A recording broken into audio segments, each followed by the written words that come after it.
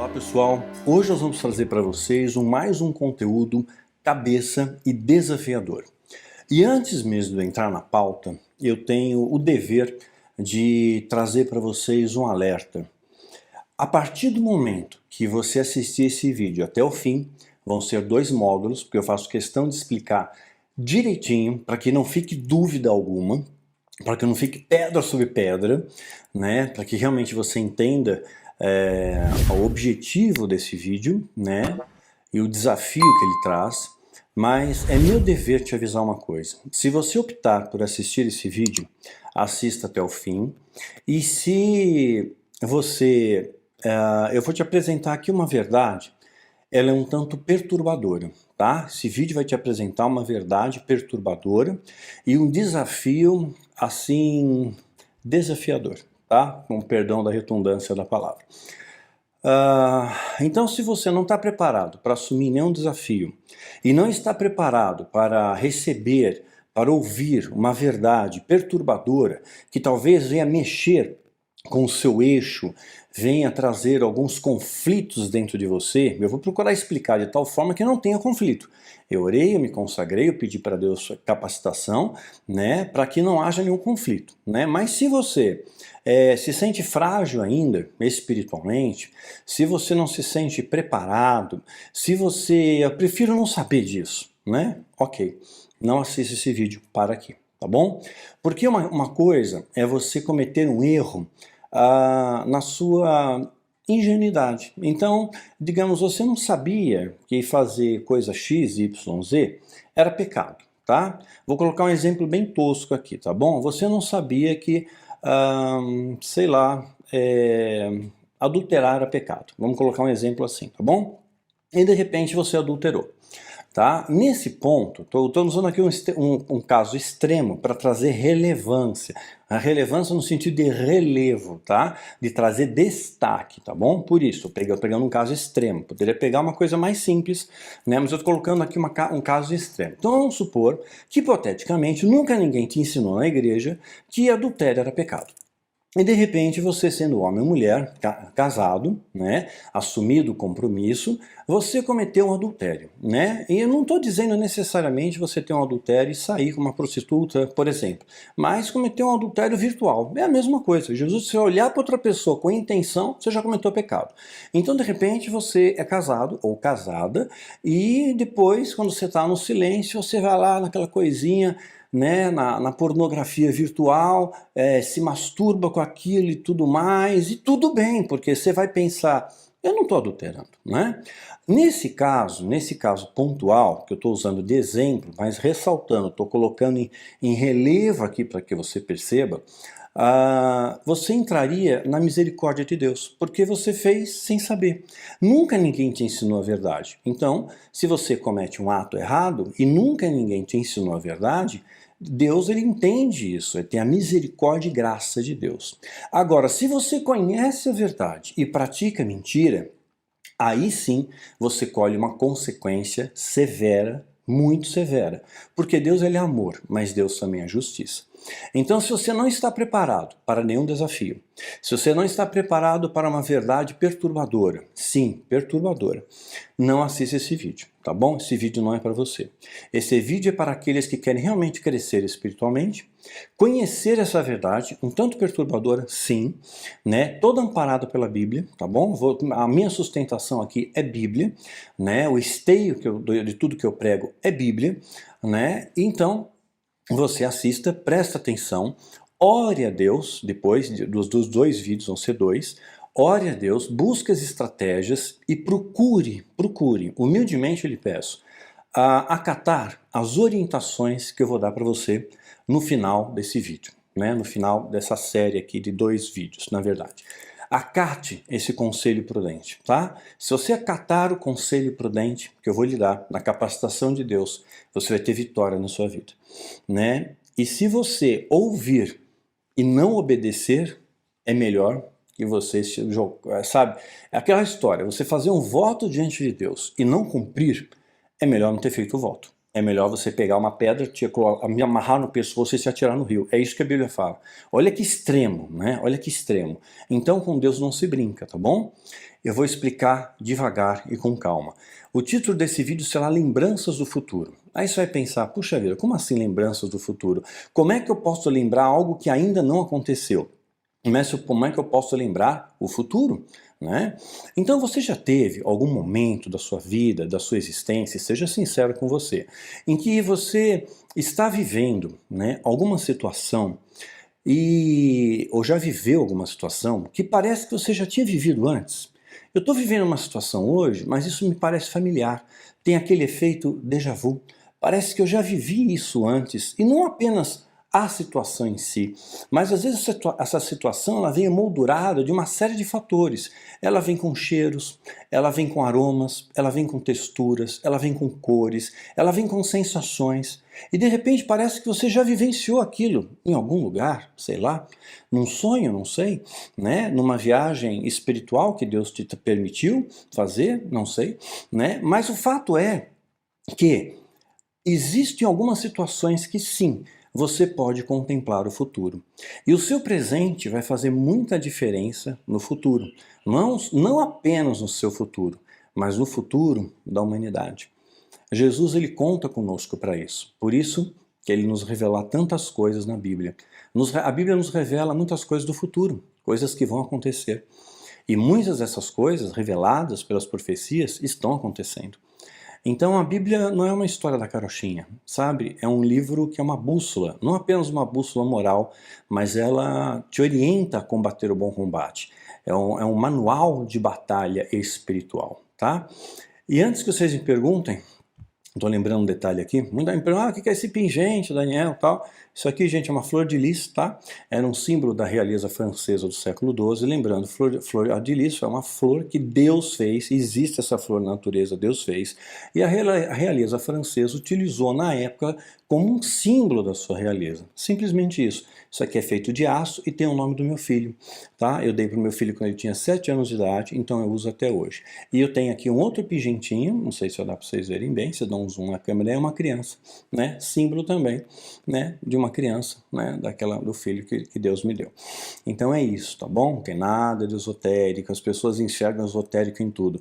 Sabe, o grande problema do cristão é que quando você não tem o conhecimento da verdade, você, em vez de tentar encontrar uma explicação, em vez de tentar buscar na palavra uma explicação, ou na palavra, até mesmo na ciência, né, ou em ambos, se for o caso, você simplesmente simplifica. É do diabo. Você não sabe o que é, logo é do diabo, né? Simples assim. Então, nem tudo é isso, tá bom? Nem tudo é do diabo, tá bom? Bom, então dá a impressão que quando você vivencia uma situação dessa, é como se estivesse revivendo um sonho, como se aquilo já tivesse acontecido. E olha, Daniel, realmente eu estou vivendo uma coisa que parece que eu já vivi, ou parece que Deus já tinha me avisado de alguma forma, ou através de um sonho, de uma visão, de uma revelação, que eu ia passar por isso, né? Então seria capaz, né, você, eu, de enxergarmos o futuro? Eu gravei um vídeo, né, sobre Nostradamus, considerado um profeta, né? Curiosamente, Nostradamus ele teve muitas previsões muito assertivas, né? E eu falo isso no vídeo, né? Quer dizer, por que ele conseguiu enxergar o futuro? Então, existe uma membrana muito fina que nos separa das nossas dimensões. Existem outras dimensões ao nosso redor. E a nossa dimensão ela é regida por leis. Dentre essas leis, nós temos o tempo. O tempo ele é algo que pertence à nossa dimensão. E esse tempo é relativo. Por exemplo, um ano na Terra, nosso planeta Terra, é diferente de um ano em Marte, né? Por causa das diferenças relativas deles em relação à nossa estrela, o Sol, né? Do nosso sistema solar, né? Então, mesmo assim, o tempo seria relativo. Mas em outras dimensões, será que o tempo existe? Certamente eu posso lhe afirmar, não. O tempo não existe nas outras dimensões. O tempo existe na nossa dimensão. E na nossa dimensão o tempo é relativo. Então, em alguns momentos, na permissão de Deus, Pode acontecer sim, de você romper essa membrana de tempo e contemplar um pouco do futuro, mas sempre com propósito, sempre com propósito. Não vai te revelar o futuro aleatoriamente, dizendo tipo, amanhã vai acontecer tal coisa. Não, vai ter um propósito para aquilo, e eu quero que você preste muita atenção nisso, tá bom? Então, José do Egito. Vou pensar alguns exemplos bíblicos aqui.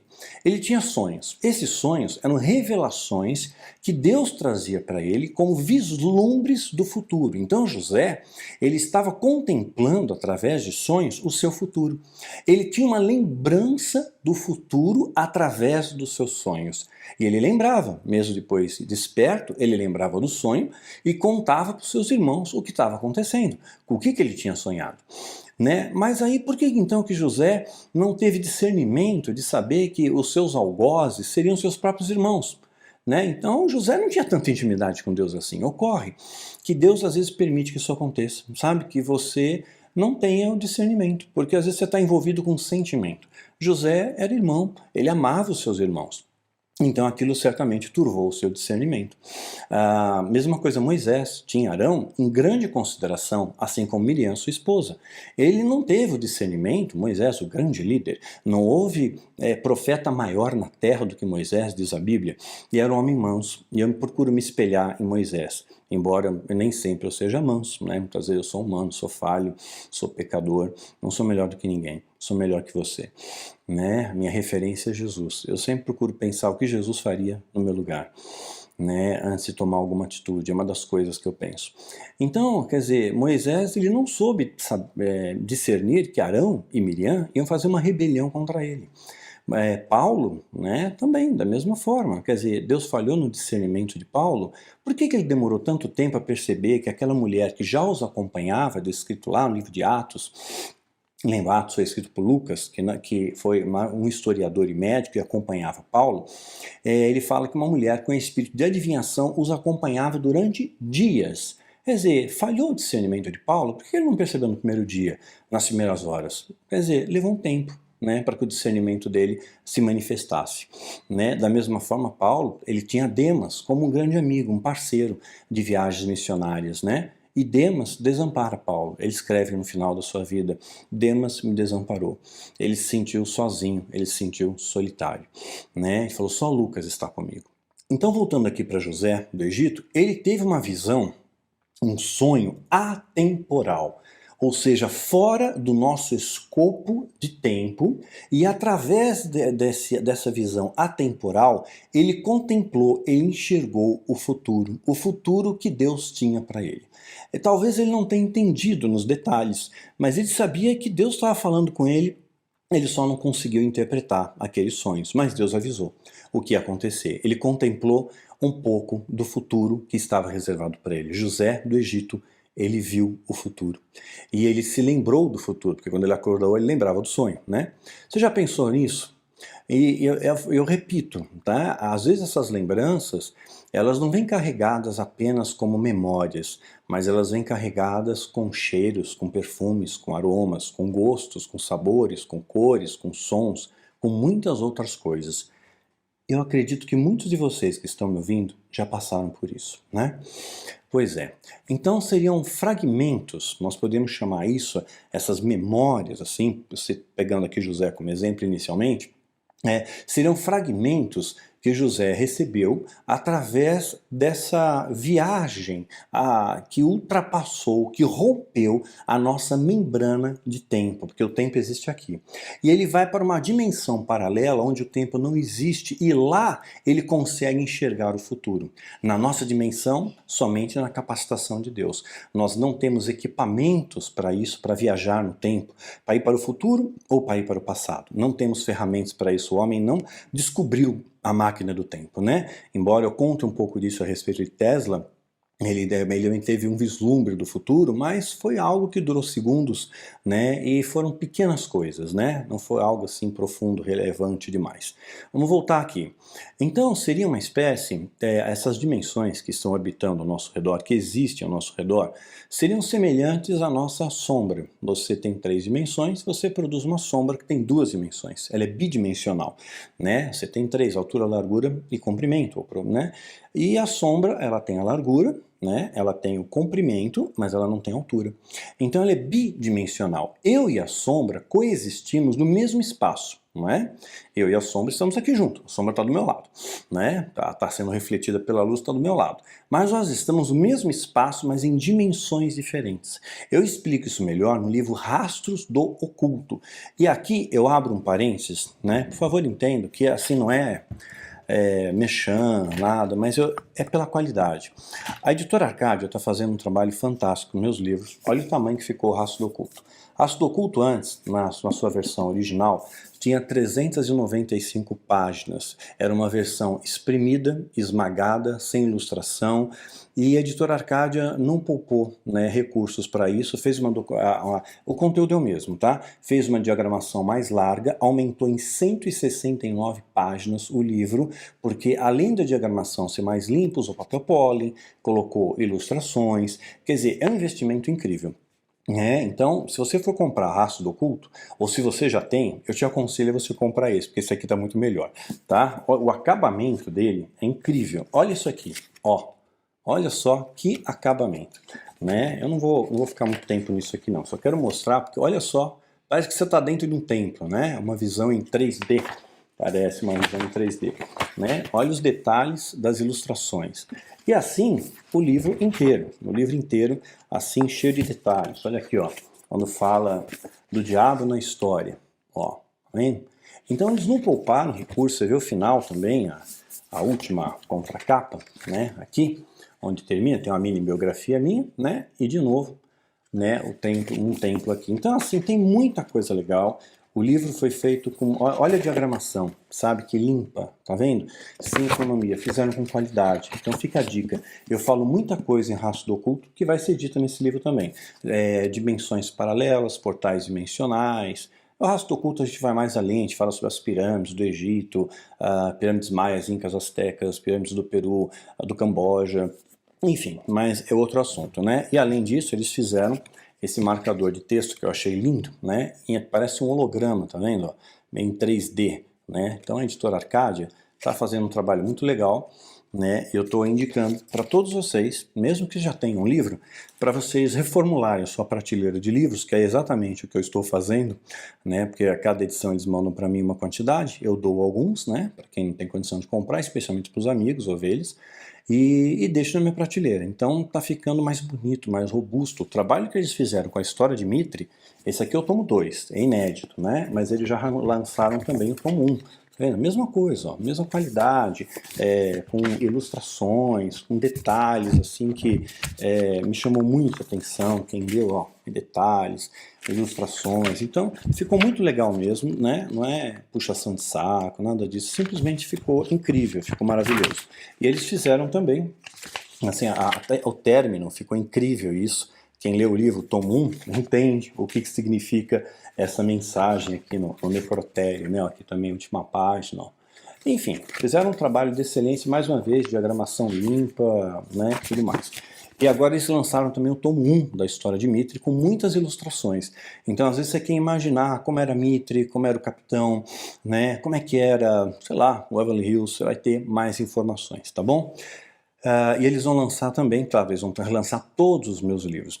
Então eles estão trabalhando agora em Táticas de Guerra, que é um manual de batalha espiritual, também com toda excelência, né? Lançaram Rastro do Oculto, a História de Mitre tomo 2, a História de Mitre tomo 1, vão lançar a História de Mitre tomo 3, que olha, eu já vi algumas ilustrações, estão incríveis, impecável.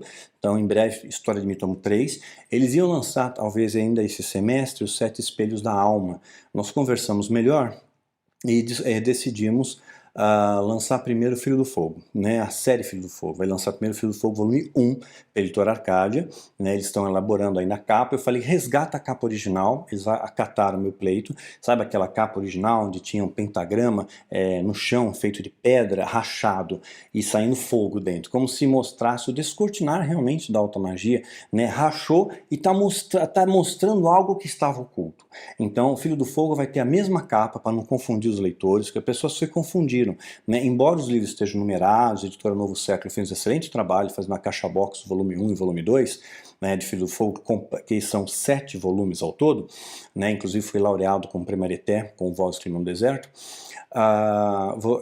Fica mais fácil, né, para o leitor entender que todos fazem parte da mesma série. Então vai ser a mesma capa, né, é igual, resgatando a capa original, até Filho do Fogo, com a letra mais próxima da original também, era uma letra, não sei se meio gótica, não sei qual que é, não sei definir, não entendo esses padrões de letra, e a única coisa que vai mudar também é um pouquinho da nuance de cor de um livro para o outro, para o leitor identificar melhor. Então, além de estar escrito tomo 1, tomo 2, tomo 3 até o 7, né, todos com a mesma capa, todos no mesmo padrão, né, vai ter variantes das nuances de cor, para que você tenha uma nova percepção. Então, em breve, né, Filho do Fogo, tomo 1, e vale a pena investir porque é um trabalho de excelência, tá bom? Fecha parênteses, eu tinha que colocar isso para vocês, veja bem, eu estou falando, eu não ganho dinheiro com livro nesse país, vocês já sabem disso. Eu estou fazendo isso porque é um trabalho de excelência, merece ser prestigiado e você merece ter uma coisa boa em mãos, né? Você pegar os livros anteriores, Rastro Oculto, quer ver um exemplo? Né? Esse aqui foi o primeiro Rastro Oculto, ó que pequenininho, né? Quando você compara esse, ó, com esse, ó a diferença. Tá vendo a diferença em tamanho, né? Ó aqui, ó, em tamanho, ó, diferença grande. Ó aqui, ó. Fininho, o outro grosso, tá vendo? Ó, fininho, o outro grosso. Mesmo conteúdo, uma diagramação mais limpa, né? Aí você vê a diagramação anterior, ó aqui, ó, esmagado. Eu tenho quase que rasgar o livro para conseguir entender o que está escrito. Isso para economizar, no final das contas, 40, 50 páginas no livro, que tornaria o livro na gráfica um pouco mais barato, né, para a editora. Só que o preço final de venda não foi repassado, sei lá, essa economia não foi repassada ao leitor, no produto final, na ponta da linha. Então, digamos que a editora economizou, espremeu, fez essa diagramação aqui muito ruim, e esse daqui também, pela BV Books, que usou a mesma diagramação, é o mesmo número de páginas, mesma diagramação, não mudou nada, 395 páginas também, enfim, a Novo Século já fez um trabalho mais aprimorado, né?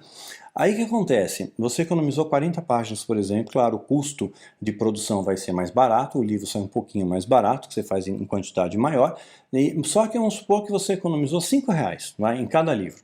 Só que esses R$5 nunca foi repassado para o leitor no final. Então, se o livro tinha que custar 50, ele custava 50. Ele não baixava para 45. Então, era aquela coisa de ambição. E a editora Arcadia não tem isso. Então, por isso estou recomendando, tá? Fecha parênteses, vamos voltar ao tema e eu quero que você preste muita atenção, tá bom? A Bíblia diz que a terça parte dos anjos rebeldes foram lançados para a terra. Aí uma primeira coisa que você vai parar para pensar é se no céu não havia guerras, né? Como é que eles sabiam lutar? Como é que eles souberam combater? Porque houve peleja nos céus. E Satanás e todos aqueles que se rebelaram com ele, a terça parte, o que é bastante, né, foram expulsos dos céus. E foram expulsos através de uma peleja, de uma guerra. Quer dizer, se havia paz, por que então que de repente eles conheciam a arte da guerra? Né? Como é que eles conheciam manipular espadas? Como é que eles tinham escudos? Que muitas vezes essa ideia que a gente tem, né, dos anjos quando aparece, uma espada, tudo está descrito na Bíblia, né? Então eu vou explicar isso melhor, tá bom? Também na série, na quadrilogia A História de Mitre. Nós vamos falar sobre isso e muito mais, especialmente sobre a terceira sentença, né? Guarda isso, a terceira sentença. A História de Mitre vai te explicar, acho que tudo que eu tinha que falar do mundo espiritual, que é importante e relevante, vai estar compilado nesse livro. Então a terça parte dos anjos rebeldes foram lançados para a Terra. Aí você pensa, qual foi o argumento que Satanás utilizou, né? Porque se era um local de paz, se era um local que não havia inveja, não havia nada, quer dizer, como ele persuadiu, não foi um, nem dois, a terça parte é bastante. E a gente sempre se pauta na terça parte comparando ao nosso planeta Terra. Atualmente, nós somos aproximadamente 8 bilhões de habitantes no planeta Terra. Somos 8 bilhões de habitantes, fazendo números redondos, no planeta Terra. Agora, quando você imagina o nosso planeta Terra em relação a outros planetas, eu vou colocar aqui uma imagem, né? Olha o planeta Terra como é pequenininho em relação a Júpiter, por exemplo, que é o maior planeta do nosso sistema solar.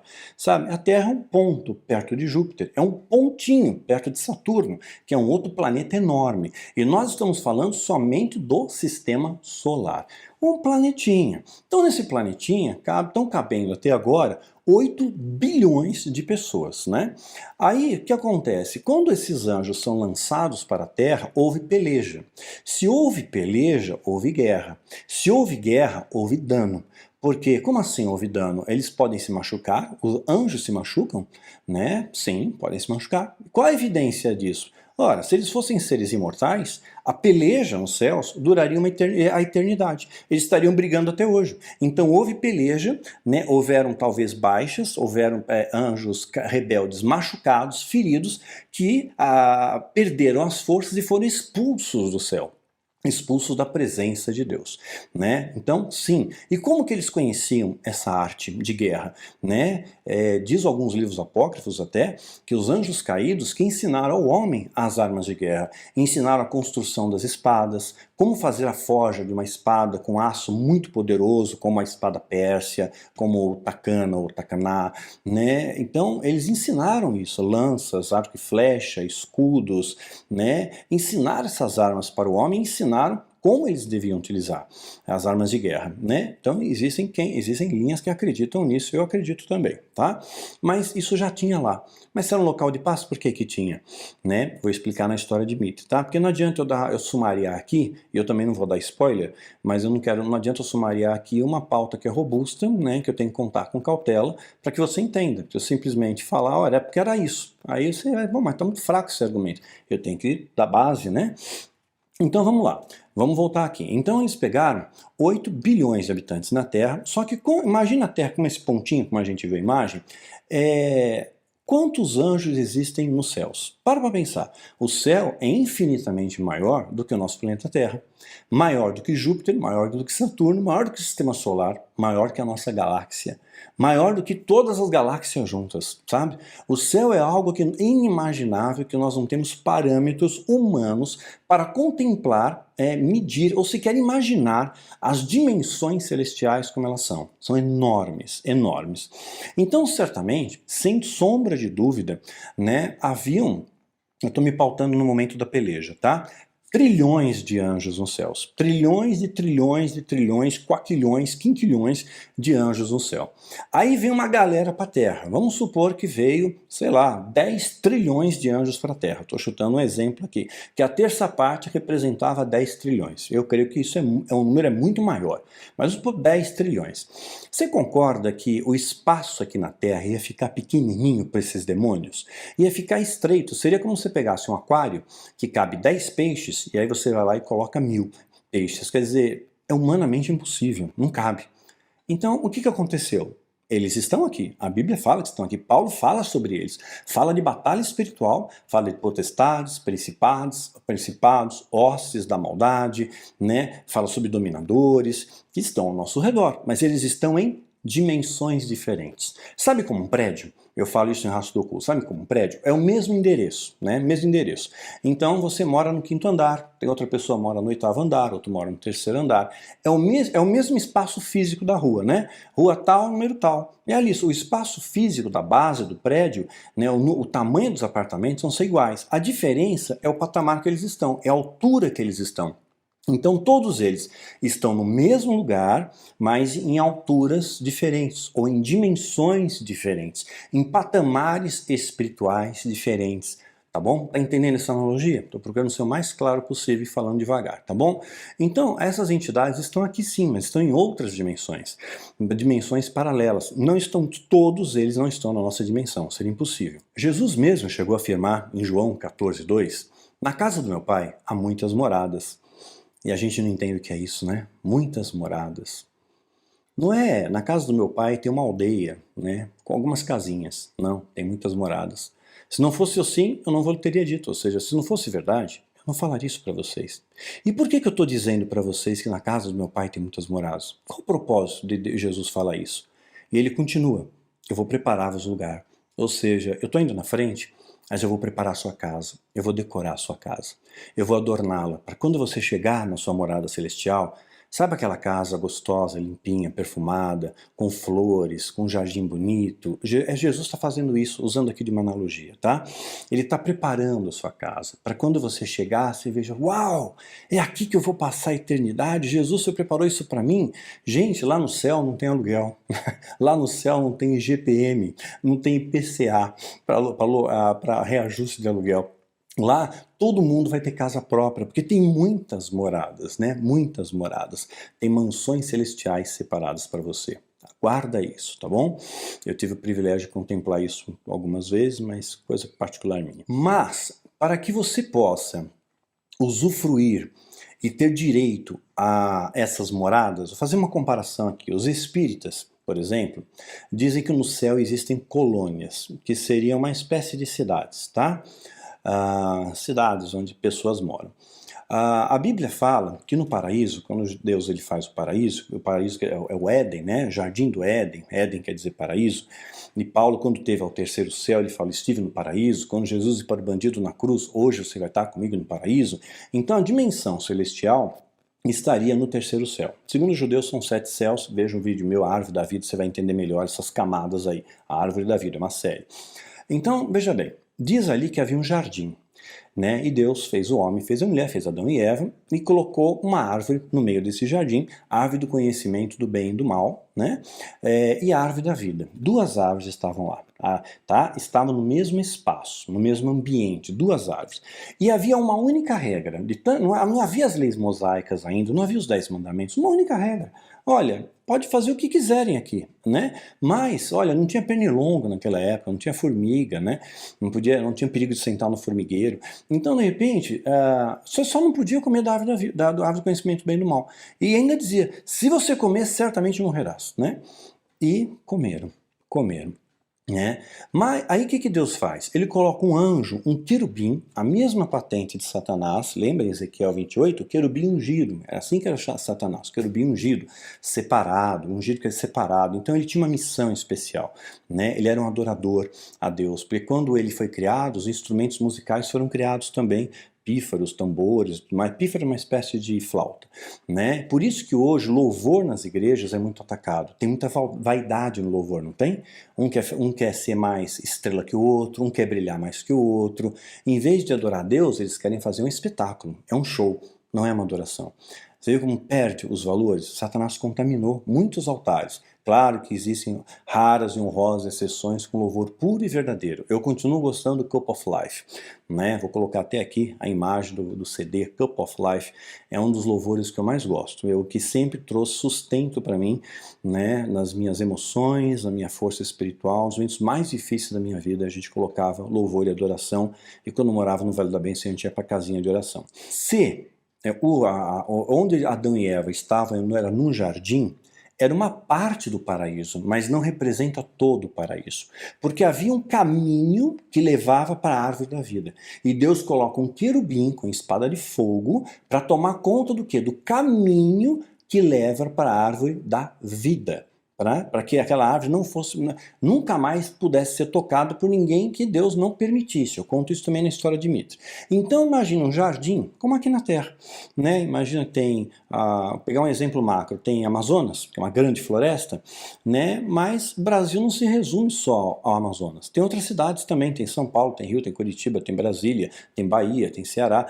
Né? Então imagina o céu da mesma maneira. Né? Então havia um caminho que levava à árvore da vida. E onde a Bíblia diz que está a árvore da vida? Né? Ela fala que está lá na Jerusalém celestial, numa cidade celestial. Então aquele caminho conduzia a uma das cidades celestiais que a gente vai chamar de Jerusalém celestial, tá bom? Mas existem outras tantas. E será que o galardão, eu já falei isso nos meus vídeos, não seria o privilégio e honra de você poder ter uma morada nessa cidade, onde existe o palácio real, onde você está mais perto de Deus? Quem sabe? Fica aí algo para pensar. A história de Mitre vai contar melhor essa história. E por que a árvore tinha 12 frutos e as suas folhas eram cura para as nações? Será que também não eram curas para as feridas dos anjos em combate? Pense a respeito, tá bom? Eu vou contar isso melhor na história de Mitre. Então, você vai pensar, ok, então nós temos uma missão aqui na Terra, né? Se Jesus tirou a gente do paraíso, então a nossa casa celestial era lá, começou lá. Veja alguns vídeos como a sentença de Adão, guarda aí, a sentença de Adão, a predestinação da alma e veja também Calendário Secreto 2023. Você vai entender um pouco melhor esse paralelo. Então, nós somos criados lá no céu, numa dimensão celestial, com o pecado fomos lançados para a dimensão terrena. Assim aconteceu também com Satanás e seus anjos, só que foram distribuídos em algumas dimensões, porque não ia caber todos na mesma dimensão, né? Já o homem não, todos nós estamos na mesma dimensão, tá? Mesmo patamar, a gente está aqui na percepção de tempo, o tempo passa para mim, passa para você igual, por exemplo, tá? A Bíblia também diz que nós somos peregrinos aqui, estamos de passagem.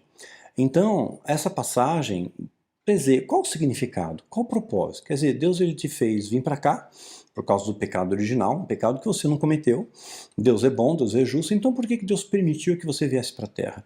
E por que Deus permitiu que atrocidades acontecessem, até mesmo com os filhos de Deus? Deus é mau? Deus é bom? Aí você tem que ir para entender mais uma série, a essência da maldade. Você vai entender melhor. Eu procuro explicar bastante coisa no meu canal do YouTube. Isso é bom você ser inscrito, porque você vai ter bastante conhecimento lá. E se você ver o meu vídeo anterior, chamado A Grande Missão, vai mostrar para você, se você não viu, assista. É o vídeo anterior a esse, A Grande Missão. Ele vai te apresentar exatamente qual é a sua missão. Qual é o seu propósito? A gente pensa, mas eu estou aqui por quê, Daniel? Qual o propósito da minha existência? Por que Deus permite que eu exista? Por que eu estou nesse mundo? Eu não me sinto útil para nada, né? Todos nós temos uma missão, sem exceção, tá? Sem exceção. Vou repetir, todos nós temos uma missão sem exceção. Você também tem. Você também tem. E você vai entender assistindo o vídeo A Grande Missão. Então a terça parte não ia caber na Terra, então eles estão em outras dimensões, dimensões paralelas. Vamos pegar mais evidências disso? A epístola de Judas, veja bem, esse Judas não é o Judas que traiu Jesus, tá? É outro Judas, esse Judas era irmão de Jesus. Irmão de Jesus, lembrando, os irmãos de Jesus não criam nele, tá lá em João capítulo 7. Então inicialmente Judas também não acreditava em Jesus. Cresceu com Jesus, sabe, ninguém é profeta na própria terra, né? Então, é assim mesmo. Você não vai ser reconhecido pela sua família como um homem e uma mulher de Deus. Você não vai ser reconhecido muitas vezes na sua igreja como um homem e uma mulher de Deus, né? Porque ninguém é profeta na própria terra. É assim mesmo. Sempre foi assim e sempre será assim. Mas obedeça a Deus e você vai ver a diferença que vai fazer, né? Então esse Judas não foi o que traiu Jesus, tá bom? É outro Judas. Para vocês terem uma ideia, e fica aí uma dica de uma liçãozinha para vocês, vocês já pararam para pensar quantos Judas tem na Bíblia? Tem mais de um Judas, tem mais outras pessoas que foram chamadas de Judas na Bíblia. A gente só conhece aquele que traiu Jesus, né? E esse aqui é da epístola, mas tem mais, tá? Faz uma pesquisa, vou dar uma dica, é mais que 5, tá? Mais que 5, vou parar aí. Quem tiver interesse, pesquisa. Mas curiosamente mais que 5. Só que hoje em dia, ninguém dá um nome pro filho de Judas, né? Ficou uma coisa assim, eu particularmente nunca conheci, né? Nem ninguém chamado Judas, por exemplo, né? Bom, enfim, vamos continuar. Então nessa epístola de Judas, fala livro de Judas, mas só tem um capítulo, né? Então na epístola de Judas, diz o seguinte: e os anjos que não guardaram o seu principado, ou seja, que não se mantiveram na sua posição de honra que Deus havia concedido a eles, eram príncipes, né? Mas deixaram sua própria habitação. Qual habitação? Os céus, né? A dimensão celestial, né? Reservou a eles o que? A escuridão. E quando a gente fala em escuridão, a gente logo pensa o quê? Que remete à escuridão? Abismo, né? Onde a luz não chega. Sabe que até no mar é assim, né? O local mais profundo, marítimo, conhecido pelo homem, é a Fossa das Marianas. São 11 mil metros de profundidade, 11 quilômetros de profundidade, maior que o Pico Everest, né? O Everest para cima, claro, né? Tem cerca de 8 quilômetros para cima, né, de altura, e a Fossa das Marianas 11 quilômetros para baixo, né? A gente não conhece nada desse mundo dos oceanos, né? E aí continua, reservou a escuridão em prisões eternas, guardou aqui em prisões eternas, ou seja, eterno para sempre, não é? Para sempre, até o juízo daquele grande dia, Judas 1,6. Então, peraí, tem alguma coisa errada aqui, é lógica, né? Se a prisão é eterna, ela é para sempre, mas tem aqui um ponto final, eles vão estar em prisões até o juízo daquele grande dia. Então, naquele grande dia, vai haver um juízo, eles não foram julgados ainda. Se vai haver um juízo, eles não foram julgados. Então, cuidado para você não julgar. Porque aqui, A Bíblia não está julgando nem sequer os demônios, está muito claro. Eles vão ficar em prisões eternas, que não é eterno, porque tem um fim, até o grande dia, onde haverá até o juízo daquele grande dia, onde eles serão também julgados, tá bom? E aí uma coisa interessante, quando a gente fala em eterno, prisões eternas, existe, nem sempre, quando a gente fala eterno, não quer dizer para sempre, né? Não quer dizer para todo tempo. Por isso que é importante na Bíblia, e eu estou elaborando um curso mais elaborado sobre liderança, esse é um nome provisório, eu vou pensar no outro nome, porque ele é mais do que uma liderança. Eu quero resgatar e quero passar valores como Paulo teve, como João teve, como Elias teve, como Eliseu teve, como Moisés teve. E hoje, pela graça de Deus, Deus tem me dado a capacidade de poder falar sobre esse assunto. Antes eu não podia. Sabe aquela coisa? Antes eu conhecia Deus, ouvi falar, mas agora eu ouvi falar, mas agora meus olhos o veem. Eu vejo Deus hoje. Eu percebi Deus quando Ele tirou tudo de mim e não restou mais nada, restaram as cinzas. Aí resta a sua essência, é você e Deus. Sabe, a minha fé não foi abalada. Né? Eu sei que tudo está no controle de Deus. Quando você diz, Pai, seja feita a tua vontade, assim na terra como nos céus, é a tua vontade, não é a minha vontade. E aí, nesse momento, os anjos vêm ao seu redor, te confortam, e Deus começa a falar de uma outra forma com você. Então hoje eu vejo que Deus, pela sua graça e misericórdia, me deu a capacidade de poder tratar desse assunto com autoridade. Porque se eu apenas falar na letra, a letra mata o espírito que vivifica, né? Não vai ter resultado nenhum. Então a importância da Bíblia é mais do que você ler. Leia a Bíblia. Não. Ler a Bíblia não vai te dar autoridade. Sinceramente, não vai te dar autoridade nenhuma. Você tem que estudar a Bíblia. Porque tem contextos, tem contexto histórico. Se você pegar texto fora de contexto, pronto, acabou o seu negócio, né? A Bíblia, sei lá, fala do dízimo, né? É Velho Testamento, o Novo Testamento é outra coisa. Você tem que entender o momento histórico da coisa, tem que entender os costumes históricos. Por que Deus permitiu o incesto no começo, né? Porque só teve Adão e Eva, tiveram 2 filhos, Abel e Caim, e as pessoas acham que só tinham 2, Abel e Caim. Não, eles tiveram mais filhos e filhas. E houve incesto no começo, para poder multiplicar a terra. Naquele momento, não havia as leis mosaicas. Então você tem que entender o contexto de cada etapa para você poder contemplar e entender a Bíblia. Tem que conhecer história, tem que conhecer grego, tem que conhecer um pouquinho de latim, um pouco de hebraico, um pouco de aramaico, porque senão você não vai entender, mesmo porque a Bíblia não está em ordem cronológica, né? Ela está numa ordem fora de ordem, são 66 livros que estão fora da ordem cronológica, você precisa entender história para compreender o macro. Então não é só ler, é estudar a Bíblia, é diferente, e é isso que eu pretendo fazer no curso que eu vou passar para vocês, tá bom? É um estudo muito profundo, e não é para todo mundo não, eu sei que quando for dado o toque de trombeta, Deus vai chamar poucos, não vão ser muitos, né? Mas enfim, estou preparando ainda, fazendo com excelência, com qualidade e sem pressa, tá? Então aí o que acontece? Tem que estudar. Por exemplo, o texto a palavra grega, aionios, em grego, tá? Não significa eternidade. Do grego, tá? Não significa eternidade, aionios. Significa tempo indeterminado, mas não eternidade. Né? Como nós vimos na Epístola de Judas, né? Como é que pode ser eterno se vai ter um fim, né? E também não é um tempo sem fim, significa apenas um tempo determinado. Quando foi traduzido para o latim, foi colocado eterno, e aí criou-se a confusão, porque se fosse eterno, Deus seria um tanto quanto injusto, né? Você cometeu vamos supor que você morreu aos 30 anos de idade, por uma tragédia, foi atropelado, bala perdida te atingiu, sei lá, qualquer coisa, uma doença, um câncer, Covid, seja lá o que for. E nesse período você fez uma besteira na sua vida. E de repente você não teve nem tempo de se converter. Você acha que Deus, que é amor, vai condenar você à eternidade de sofrimento para sempre por alguma coisa que você fez em 30 anos? Deus é amor, gente. O amor de Deus transcende a nossa compreensão. Ele defendeu aquela mulher adúltera, que tinha toda a legitimidade de ser apedrejada, sim, porque as leis mosaicas amparavam e naquele momento estava na lei. Jesus defendeu. E disse para ela, onde estão teus acusadores? Vê, sem ritual de libertação, desligamento de alma, sem nada disso. Simples. O evangelho é simples, gente, e poderoso, né? Não tem nenhum aqui, Senhor, eu também não te acuso, vai, não peques mais. Simples assim. Poderoso assim, é assim que é a Bíblia, né? A mesma coisa acontece com o termo Deus se arrependeu. Como é que Deus se arrepende? Deus não é onisciente? Como é que Deus pode se arrepender? Tem alguma coisa errada aí. Deus se arrependeu de ter feito o homem? Deus se arrependeu disso, se arrependeu daquilo? Não. É uma questão da tradução de você conhecer os originais. Não é pauta para esse vídeo, tá bom? Gente, passa rápido, dá 45 minutos, eu não vou avançar esse vídeo, eu vou parar aqui. Vão ter 2 ou 3 partes ainda para frente, assista até o fim. Você vai ficar impactado com as revelações que vão vir daqui para frente. E mais do que isso, a partir do momento que você souber a verdade, que Deus vai me usar como instrumento para te revelar, vai recair sobre você uma responsabilidade. Porque a quem muito é dado, muito é cobrado.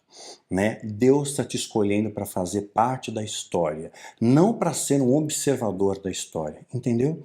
Para fazer parte da história.